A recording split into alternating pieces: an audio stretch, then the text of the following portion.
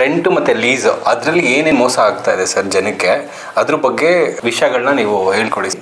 Rent ಕೊಡಬೇಕಾದ್ರೆ 20,000 ಬಾಡಿಗೆ ಅಂದಮೇಲೆ ಅವನು ಆ ಬಾಡಿಗೆ ಕೊಟ್ಮೇಲೆ ಆ ಮನೆಯನ್ನ ಬಾಡಿಗೆ ಥರನೇ ಯೂಸ್ ಮಾಡಬೇಕು.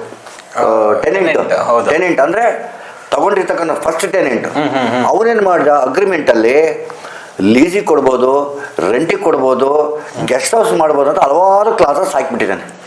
ರೆಂಟ್ ಅಗ್ರಿಮೆಂಟ್ ಅಲ್ಲಿ ಅದೆಲ್ಲ ಇನ್ಕ್ಲೂಡ್ ಮಾಡ್ಕೊಂಡ್ಬಿಟ್ಟು. ಇಂಪಾರ್ಟೆಂಟ್ ಪಾಯಿಂಟ್ ಏನಂದ್ರೆ ಈ ಅಗ್ರಿಮೆಂಟ್ ಅಲ್ಲಿ ಲೀಸ್ ಅಂತ ಇದೆ. ಓಕೆ, ರೆಂಟ್ ಅಲ್ಲಿ ಲೀಸ್ ಮಾಡಂಗೆ ಇಲ್ಲ ಅಲ್ವಾ? Yes, that is one of the clause in the agreement. Rent ಮತ್ತೆ ಲೀಸ್ ಅದರಲ್ಲಿ ಏನೇನು ಮೋಸ ಆಗ್ತಾ ಇದೆ ಸರ್ ಜನಕ್ಕೆ, ಅದ್ರ ಬಗ್ಗೆ ವಿಷಯಗಳನ್ನ ನೀವು ಹೇಳ್ಕೊಡಿ.